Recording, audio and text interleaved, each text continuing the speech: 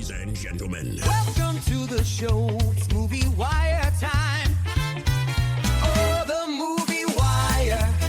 Bring the firing squad. Bill, Justin. Give the finger or laugh or smile. It's time to find out. No more waiting. So here we go. The Sultan of Cinema.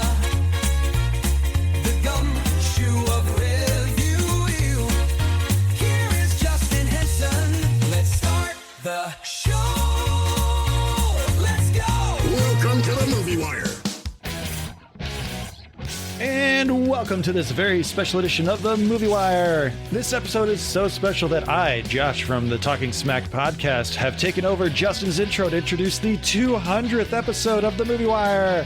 We have a big show for you this week with 3 new movies to review this week, all playing in theaters right now, along with some special guest appearances. Apparently, I'm not special enough to be considered a guest appearance. Darkness, my old friend. Buckle up for the big 200. Let's go. This week on the show, true story, ultimate comeback. Michael Chiklis stars in The Senior. Who Can You Trust When Everyone Is a Stranger? In the sequel to one of Justin's worst movies of the year last year comes Strangers 2. Some search for battle, others are born into it. Leonardo DiCaprio stars in One Battle After Another. For the 200th time, we have a lot to cover this week, so let's jump right in. Ready for Justin's verdict? Let's get into it for the 200th time. Congratulations, Justin. Out of the windows, what? A roar and a burst of flame. The Movie Wire podcast. With just meet people like me. The Wire. And here we go.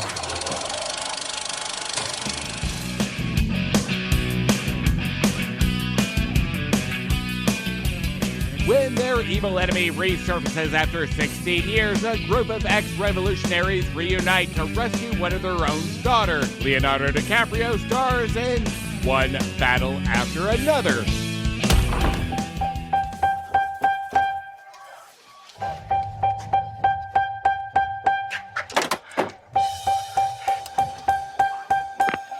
Rise and shine. Bat an eyelash. Good morning. There are no hands on the clock Why? because they're not needed. What time is it? I don't remember that part. All right, let's just not nitpick over the passwords. This is Bob Ferguson. I was a part of the French 75. Bitch, I felt like Tony Montana! Steve Lockjaw just attacked my home, and I cannot remember for the life of my only child the answer to your question. Maybe you should have studied the rebellion text a little harder. I need to find my daughter. Well, then call us back when you have the time. You just.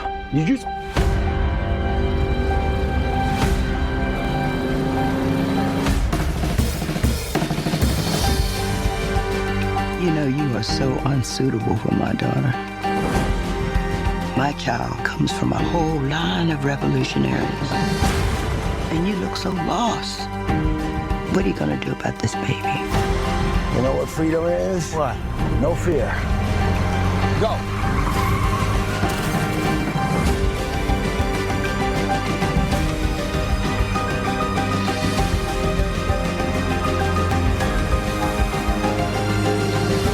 It's World War III out there!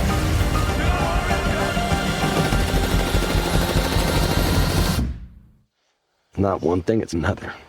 Find that to be true. I need you, brother. Sensei, please. Courage, Bob. Courage. That's it. Courage. Yeah. Yes. Thank you. Hey, thank you, Sensei. Thank you, Sensei. Thank you. God damn it! Viva la revolution!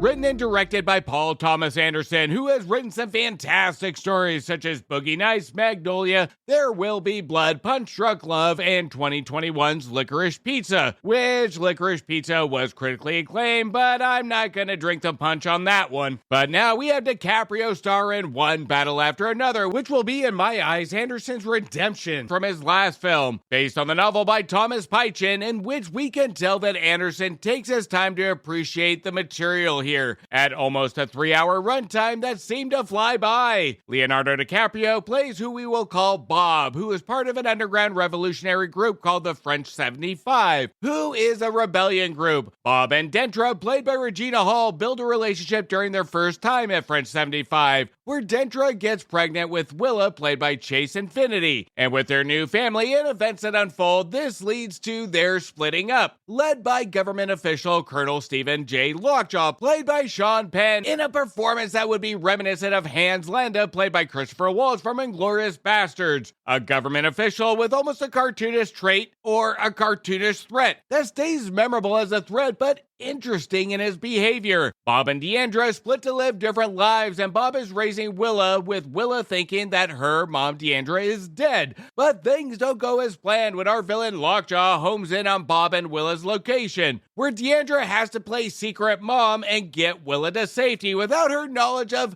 Deandra being her mom. Now, when it comes to the government theme here, handling if you will, there is a subtle humor to our villain as a government metaphor to how processes are handled. It takes a confidence in writing and direction to make this kind of humor work, this subtle humor work. What makes One Battle After Another shine is the confidence of its direction. Anderson clearly understands that a character reaction and performance is more than just an action. It's a language to convey to the audience. Each situation that our Bob character is in is not just as a physical contest or chase, but as a narrative device, a way to show us something new about our protagonist. Each situation that Bob faces, we tend to learn something new about him, new about how he handles a situation, a new personality trait, whether that's the way he reacts from a boy visiting his daughter to running away in his bathrobe through the streets or jumping out of a car. Now, while watching One Battle After Another, I was reminded of some thrillers this year, such as a remake of The Amateur or even Relay, where we go into an underdog spy thriller that was very subtle and at times cliche to an uninteresting level. Here, this leans into a guy that isn't an action star that spends his time running, then engaging, knowing he doesn't stand a chance, but he has purpose and drive to save Willa. We never see a crescendo or an instant gratification of a hero. We don't get any change in this character, which is refreshing. This also adds to some mild humor of our main character not being a perfect hero, not even close. He has flaws from his paranoia, his at times selfishness, and his emotional attachment to Willa. We see on full display that he acts as a plate of emotional decisions that lead to situational moments. This gives all the situal, subtle, but chaotic moments some actual stake. This hero doesn't sport a cape or cool gadgets, but rather despises them, and instead sports analog tracking devices and a plaid bathrobe. Our writer-director Anderson goes all in of the hero with flaws that never steers off course to his flaws and vulnerabilities. And DiCaprio does a fantastic job here, sticking to the vision of Anderson with a consistent performance of who Bob is. We don't get Superman syndrome here, where we have Bob that's just kind of under the radar, subtle throughout the entire movie, and then he rips his shirt open at the end to become an action star. We don't get any of that. And where Anderson really does shine here is with the contrast between intimate interior settings and a vast landscape, where he really knows how to set the scene with wide-angle shots to show our Bob character in a vulnerable environment given his attire, paranoia, and the world surrounding him. Now, we tend to give credit to cinematographers who can bring in an environment that's beautiful to amplify a movie. But here, our cinematographer Michael Bobbin compliments this film alongside our characters. There isn't a moment that between Anderson's direction and Bauman's cinematography that it just doesn't work. It all works, and that's going into my next point of the music, complimented by our composer Johnny Greenwood. This is one of those movies that everyone involved is all on the same page, a vision of where to take this story and how each element complements each other. Greenwood's score really does feel like it was meant for DiCaprio's Bob as his own personal theme music, but also the theme of the topics that's sporadically, chaotically infesting the world. That Greenwood's music is a theme of not just about Bob, but themes of what he fears or what he's fighting for. A world of uncertainty, anger, corruption, and a fight for the underdog's hero. This is a perfect example of when components can actually affect the pacing.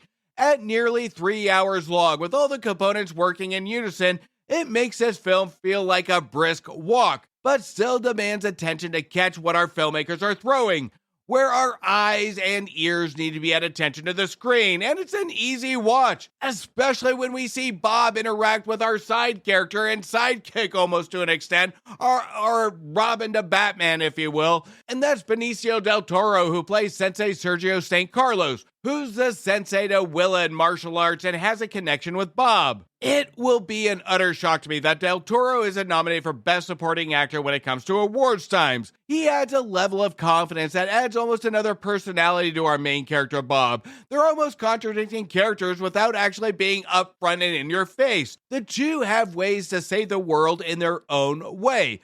But when they are on screen together, it feels like Batman and Robin if they were almost realistic people or people of normality. One battle after another is a prime example when a filmmaking team, writer, and director are all on the same page when it comes to what kind of movie they want to make. From the music, direction, cinematography, performances, editing, it all meshes together to tell the tale of a hero, even in his flaws. We can follow even if we don't agree with his views. This is a superhero movie of asking questions, and what Anderson presents is questioning not just our hero, but the world around him for the second time this year. Get ready for it, here it comes. I'm giving one battle after another. We got one!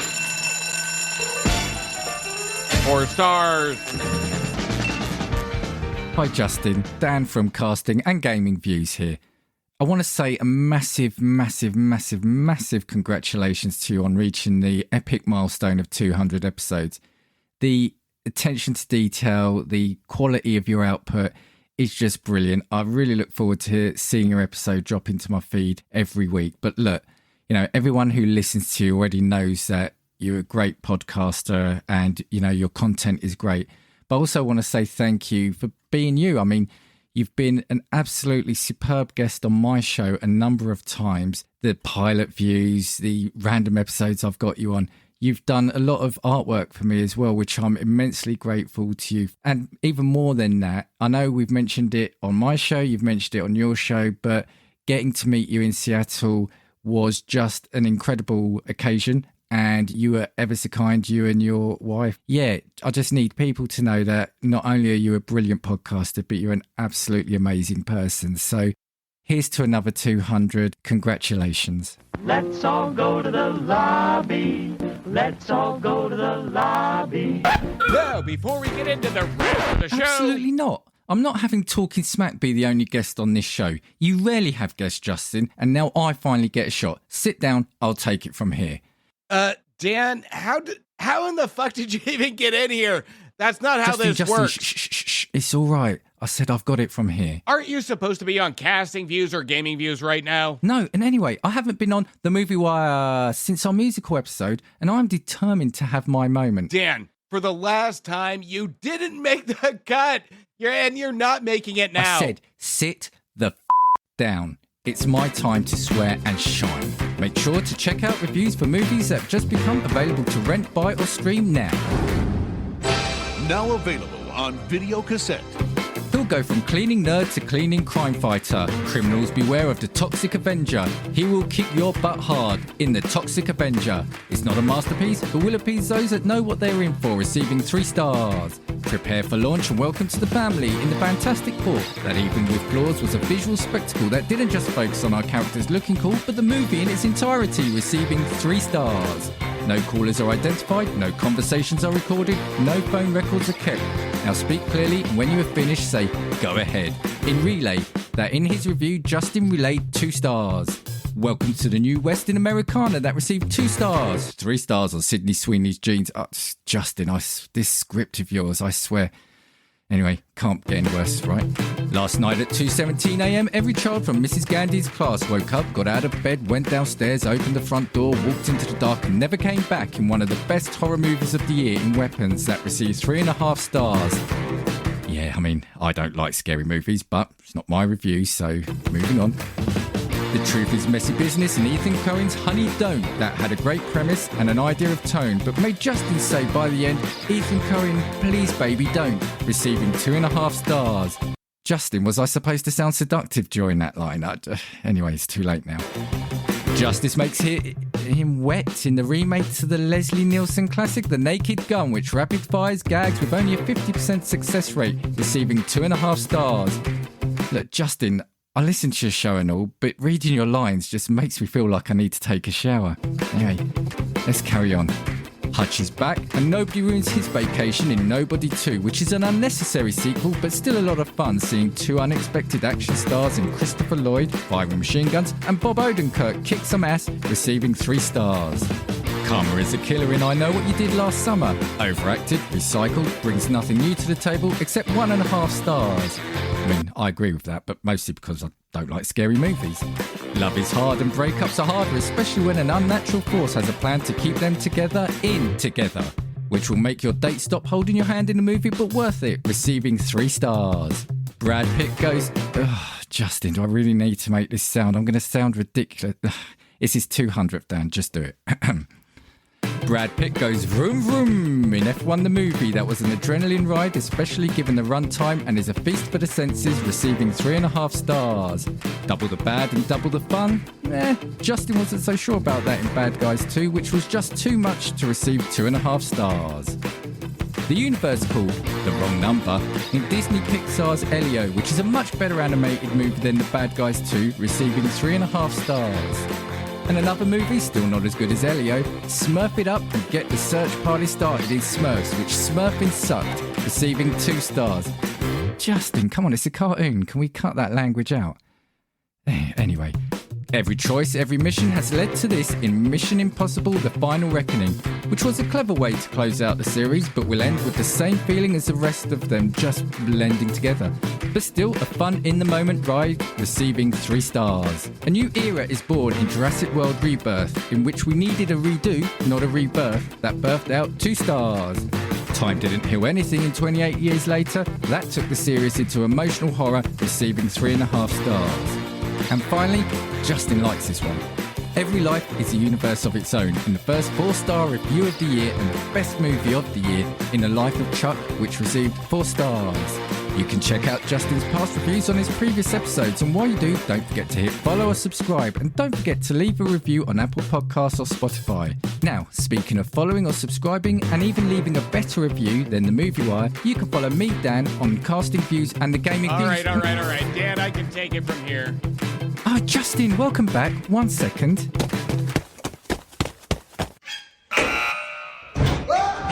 Now, like I was saying, you can follow me, Dan, from Casting Views and Gaming Views. Look for those across all podcast platforms, YouTube, and search for Casting Views and Gaming Views across all social media.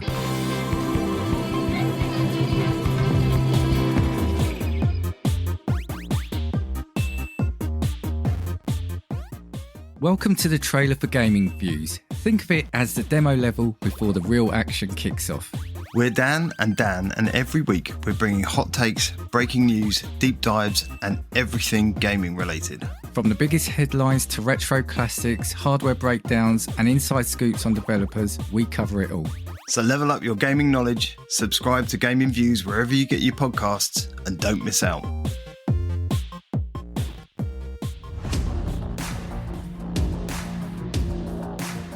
Nearly 4 decades after being kicked off his team, Mike returns to his alma mater to take the hit that changed everything. Bruised, doubted, and nearly broken, he fights for one last shot at the ending he still believes is possible. Based on this true story, Michael Chiklis stars in The Senior. Football. The greatest game in the history of mankind. It's more than that. It's a shot. Hello? At immortality. I never finished my senior year. Why not? I got thrown out for fighting. You're done! What kind of a captain gets kicked off his own team? I wish I could go back and do it all over again. I'm eligible. Eligible for what? To play? Every one of you is gonna have to earn a spot on this team. Just to be clear, there's no hidden camera somewhere? No one's gonna run over me. I'll guarantee you that. Okay. Okay? Yo, what you listening to, man? Music? What we used to listen to. I said now, wait. I like that. I got something to say. What's up, man? You ready for me about the time? You're out of time, son. You go ready now. How are you doing this at your age, man? He's like a 59-year-old Rudy. He's my father. I'm coming for you, old man. I don't want to watch him break his neck. If you got hurt, it would destroy every soul on this team. Why does this one have to be a win? It's not about winning. I know why you have to do this, and I'm with you. This game, it's a second chance. We're not defined by our successes. We're defined by our regrets. And I've had a ton. As a teammate, as a husband, as a dad. I'm so sorry. Don't let tonight be that first regret. Will Mike Flint finally get his name in the history books? Let's make this a game they'll always remember. That's you, Flint.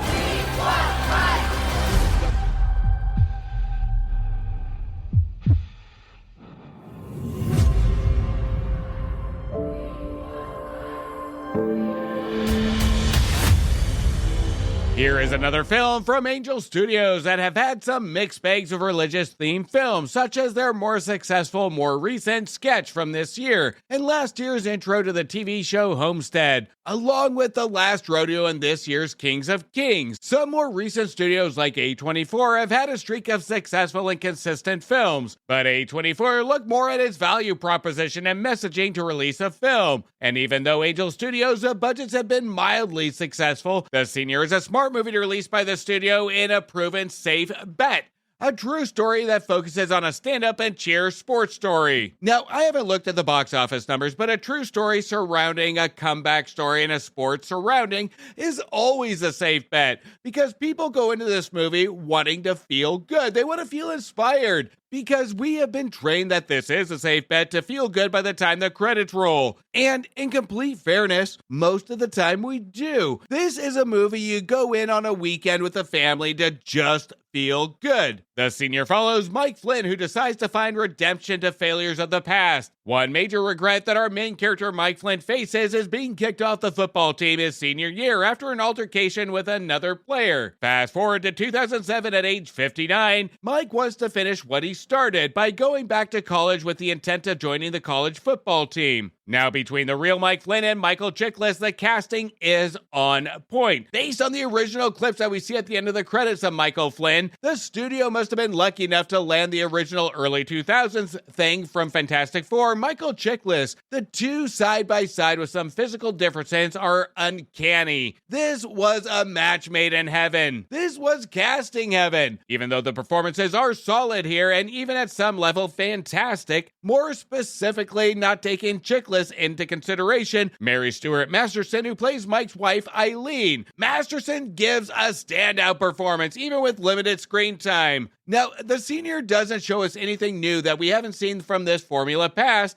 and even at some points is limited by the religious backing that goes into complete formula, and it skips over a lot of the negativity that could have come during this time. Given the themes that Angel Studios is known for, it likes to show sunshine and rainbows. It feels censored, even though we know there are some arguments, some conflict, some deeper conflict that the movie hints at. And this just shows us things to just make us feel good. The movie again skates over conflicts. It's like somebody trying to avoid an argument. It skates over the true conflict of redemption by dealing with family conflict. There are examples of a father-son distant relationship. There are examples of hinting around a husband and wife argument, but we don't go into depth on this, especially given a big decision by Michael Flynn to go back to college at age 59 to show us physical will and determination.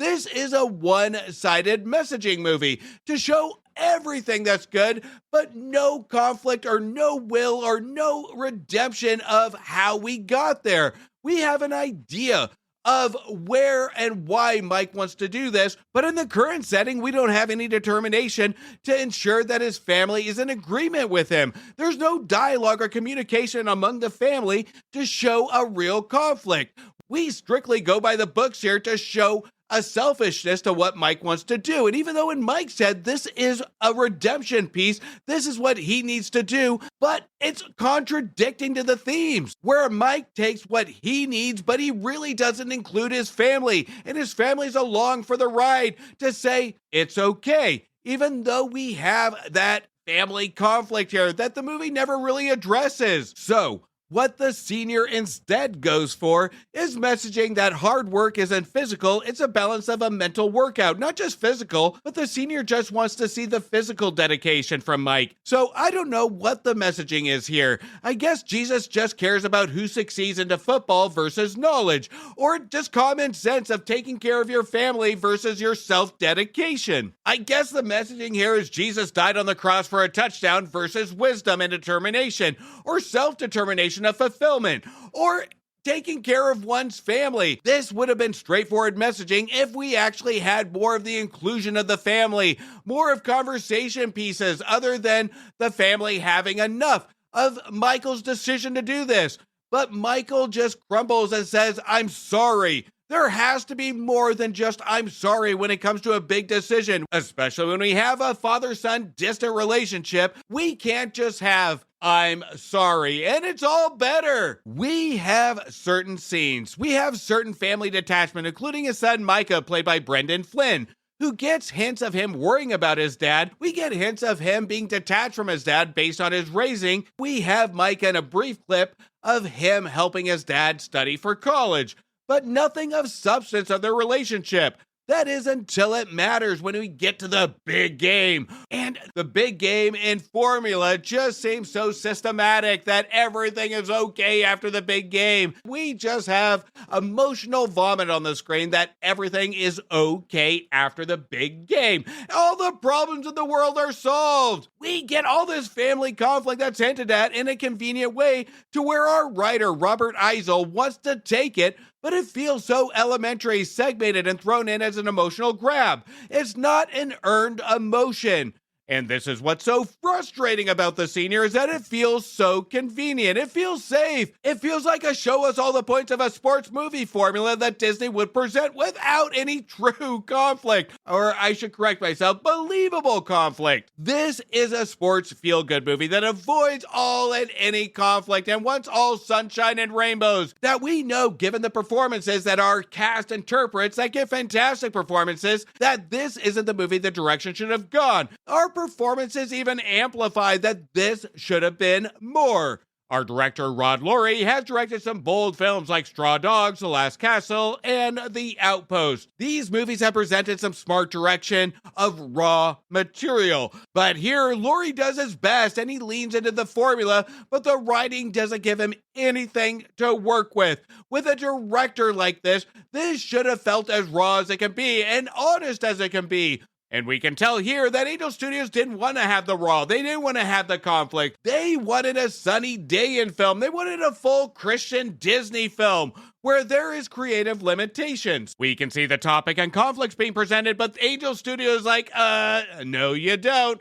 I don't see any negativity here. I just see redemption and happiness, happy thoughts, generic formula conflicts, and I need a stand up and cheer moment. That's what I want. That's what this studio stands for. And that is completely disappointing. because we needed a raw moment here. We needed something to push these characters into a main conflict other than one that surrounds a singular character. We know Michael had more of just conflict that was brief when he goes back to college. We see that through the script, but nobody fucking addresses it. Sorry, it's a religious movie. My bad. And by the time we get to the conflict, the mad me semi got up out of my seat to cheer, but then I thought about it and sat my ass back down. Because again, it presents conflicts that feel unrealistic and brief without exploring the real human emotion of other characters from the Flint family and solely focuses on our main character, Mike. It's almost like a contradiction of messaging, where it tries to sell the audience to root for this man, and it will give us formula feel-good moments. But the side characters, including the family, will just pop in from time to time to say cliche lines like, "You can't do it, you can do it. What about your family? What about your son? Can you cheer on your father, even though you have beef that is unexplained in detail?" The senior follows all the cliches, but skips over the side characters of the build to have us care about what's going on. There is a scene where we see Mike come home after a game and hug a player in a joyful way while his son Micah watches, in what our director makes us view in jealousy. But it's still missing subtext or depth to our father-son relationship to justify stakes or take the film further instead of familiar generic territory. The Senior isn't a bad film. It has moments of intrigue through performances with Chiklis and Masterson needed more screen time to balance the conflict out. But The Senior is as generic as you get from Angel Studios on banking on the sports formula. But for fans of this formula, it's a good middle-of-the-day movie that will make you feel good. And it's hard to critique a movie that tries so hard to make you feel good. But at the end of the day, with the talent and the story at hand, with true honesty, could have been something truly special. But I would be lying if I said this movie didn't make me smile and stay in my head during the day. So for that, I'm giving The Senior 2.5 stars. Hey there, Justin. It's Antonio of the Cult Worthy Cinema Podcast and your co-host of Back to the Balcony. Congratulations on 200 shows, man. Pretty soon we'll be celebrating our 100th show over at Back to the Balcony. Maybe we can share the cake. I just gotta say, it's been a pleasure listening to your show for 200 episodes of your great and not so great takes on great and not so great movies. Here's to 200 amazing episodes and hopefully many, many more. Now finish editing this stupid episode so we can get back to what really matters, Back to the Balcony. I'll see you later, my friend.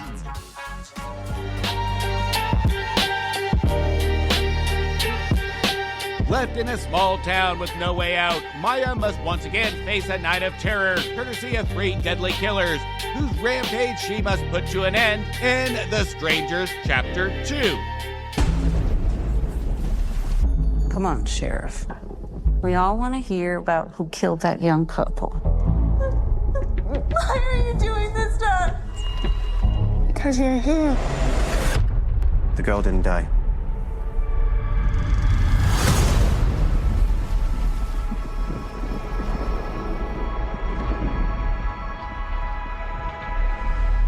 I knew you wouldn't leave me.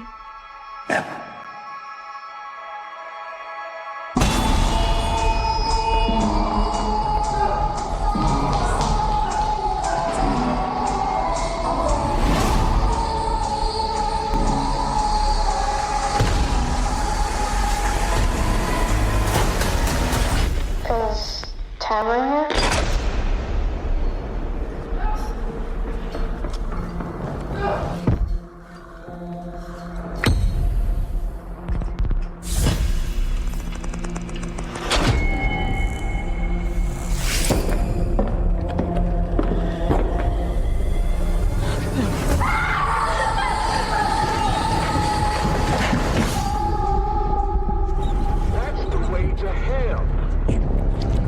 So you're the one everybody's talking about? The one that survived. You were stabbed, right? What did it feel like? I felt like they liked it. It was some kind of ritual.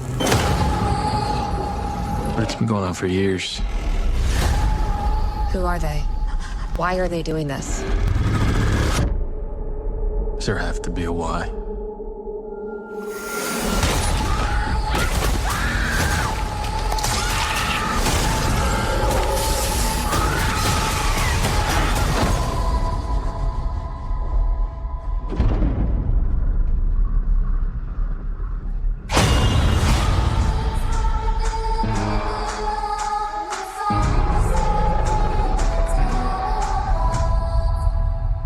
Now, I figured I'd save this film for my last 200th episode. The best for last, if you will, where I planned on going on a rant prejudging this movie to end this 200th episode special on a swear-infested exclamation mark. But, you know, in full honesty, this is a rarity that a sequel can outdo the original. We have had a handful of movies in the past, but this is a movie I dragged my feet to, knowing what I was in for. The last Strangers film made my top 10 worst films of the year last year. So this movie could have gone two directions: improved on learned mistakes from the past and given us something unique, or stuck to its guns to do nothing. And I have to say that The Strangers Chapter 2 did take me by surprise. It brought something to the table I wasn't expecting. And as I just said in my intro, I planned on yet another sloppy horror movie and prejudged, which I know I shouldn't do, and pre-planning to go off on this movie, which I know I shouldn't do, because it did do something unique. And I'm going to be giving it credit in the movie wire way by fucking destroying this film. The Strangers Chapter 2 did everything that went wrong in the first film and doubled down to give an audience the middle finger and say, hold my beer, I can make it worse. The Strangers Chapter 2 is an absolute insult to the intelligence to the audience, where we can even tell that it didn't even spend time on focusing on where it wants to take these characters or what to do with them. I could put a camera in a 5-year-old's hands with just a mere idea, and that would come across more intelligent than this absolute dumpster fucking fire. This utter bowel movement of cinema brings back writers Alan R. Cohen and Alan Freeland, who also wrote the first Strangers Chapter 1, Mistake 1, who both seem to get lazier from last year, since half of the movie is just our returning main character, Maya, once again played by Madeline Petsch, running in the woods in silence or to random houses or wherever the scene will take her. This screenplay must have been a quarter of what the original was, and I guess our writer's strategy here is like talking to the cops after robbing a bank. Stay silent until a lawyer shows up, or in this case, a true writer to do something with this movie. But our writer never showed up to work that day. These two then decided to represent themselves in court, and the crime they committed will have thousands of witnesses that they have to address. That this movie is an absolute waste of time, it's a waste of money, it's a waste of intelligence. The Strangers Chapter 2 continues where it left off, who fucking cares? Where we have Maya after surviving the attack of our killers from the first film, where we see her in the hospital recovering, that we have seen in many horrors of the movie's past, and even sequels, where the hospital seems to be empty, of course, except our killers, and this is where it feels like the ref puts a pistol in the air like at a track meet, fires, and says, go.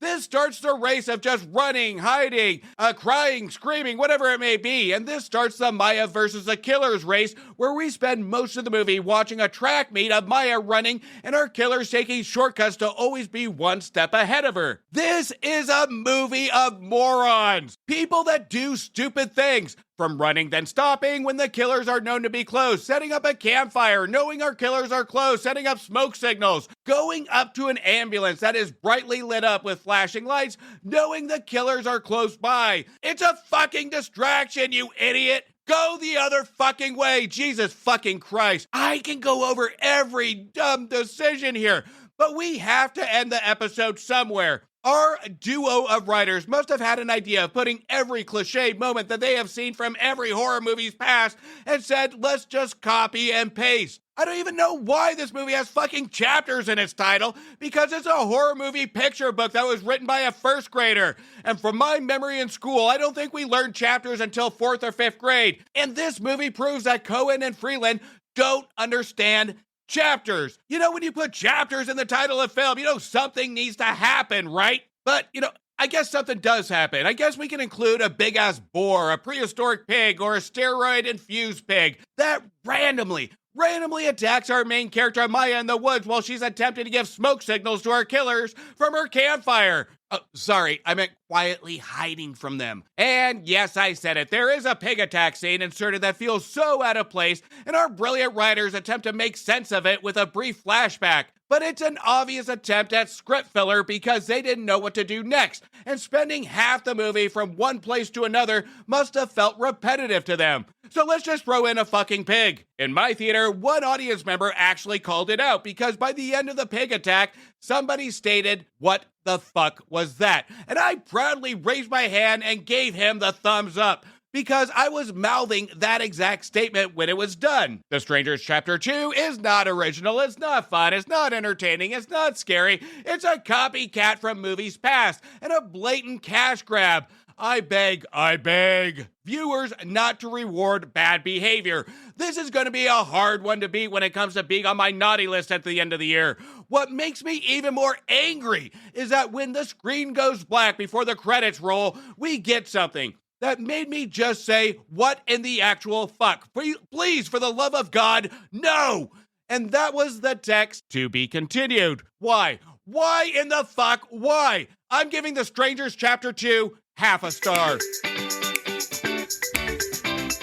Now, as we just kind of wrap up, we finish up this show, I just want to say I can't believe it's been 200 episodes. It's been a journey. It's been close to 1,000 movies viewed in the last 4 seasons. So I just want to say thank you to all that dedicated their time to listen to my episodes, all the dedicated listeners that have followed every episode. Thank you for the reviews, and thank you for the emails and support. I also want to just say thank you to Alex and Josh over the Talking Smack podcast for being such good sports and hopping on to make this episode feel so special, along with my good friend Dan over the Casting Views and Gaming Views podcast, who gave such a sweet message and helped out for my mid-cut scene. Also, I got him to swear. Also, a big thank you to my cinema partner in crime over at our crossover show, Back to the Balcony. And that's Antonio from the Cult-Worthy Cinema Podcast for his amazing message, friendship, and partnership. Back to the Balcony has been such an incredible journey, and we are not only learning more about Siskel and Ebert, but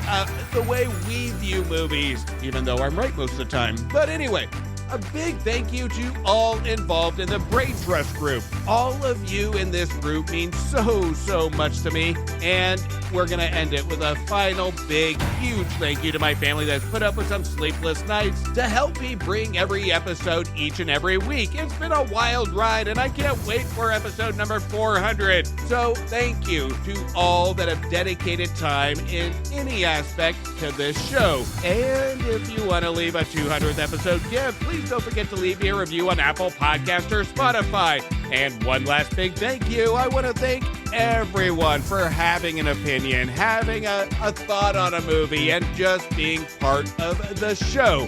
Because the show is about opinions, right or wrong. It goes to the saying that I've said numerous times. Everybody is a critic because, you know what, critics don't really matter. It's just a mere opinion that people can agree or disagree and open up conversation about. And that's what's so special and why I cherish my show so much, is the fact at times it opens up a dialogue about the last great debate, which is cinema. And we're about to wrap it up, but to do so, Alex, I see you over there getting antsy, squirming. I know you're going to take over the outro, so I'll just leave it in your hand. And for the 200th time, that's a cut on this week's edition of the Movie Wire. I want to thank you for listening and thank you for your support. No, what you should be doing, Justin, is thanking us for holding an intervention for you. This is an intervention. We all came here, we all reviewed things with you, left you little notes because we're concerned. 200 episodes, that's 600 to 1,000 movies. Some of them barely qualify as a movie. And you got, what, an average rating of maybe like 1.5 stars of this? This is an intervention of your soul. You have to start looking at the risk-reward here, Justin. And what? There's been maybe a dozen movies you've been able to award a 4-star review? And you've had to watch Strangers and Strangers 2? I don't think it's enough. I'm concerned. You need to take a good long look in the mirror and ask yourself, are you following the show? on Instagram, Blue Sky, X, Threads, Facebook, TikTok, YouTube, and Letterboxd at MovieWire Show. While you're at it, don't forget to leave a review on Apple Podcasts or Spotify, and don't forget to listen, follow, and subscribe to the Cult-Worthy Cinema Podcast and the MovieWire's crossover show, Back to the Balcony.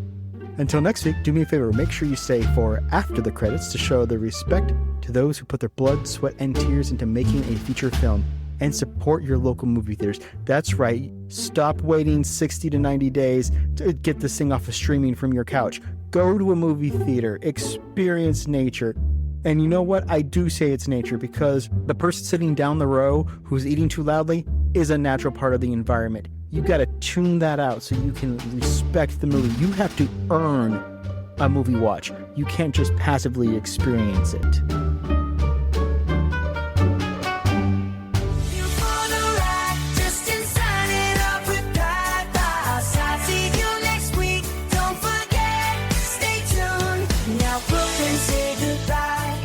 Thank you for taking me to the movies. What the heck, Alex? This is supposed to be my time to shine. Thank you for bringing me to the movies. Thanks, Dad, for taking me to the movies. Credits roll. We say farewell. Join us next time. We'll have more tales to tell. I don't anticipate we'll use the first take, but it's going to be funny, so. Justin, what is this script? My goodness, you're making me seem unprofessional. That is what he's doing. These are alt lines, Justin. You should put alt in the script here. Meet the woman who took the phrase "swipe or no swiping" way too seriously in the Hulu exclusive Swiped. My goodness, you're making me seem unprofessional. With 3 new movies to review, with 3 playing in theaters and 1 that... Oh, I see. These are alternate lines. Or 2 and 1. That's math. Math, Justin. Math. The script says 3 and 1, but there's 3 new movies, so let's fix that. All right. Ready for Justin's verdict? Let's get into it.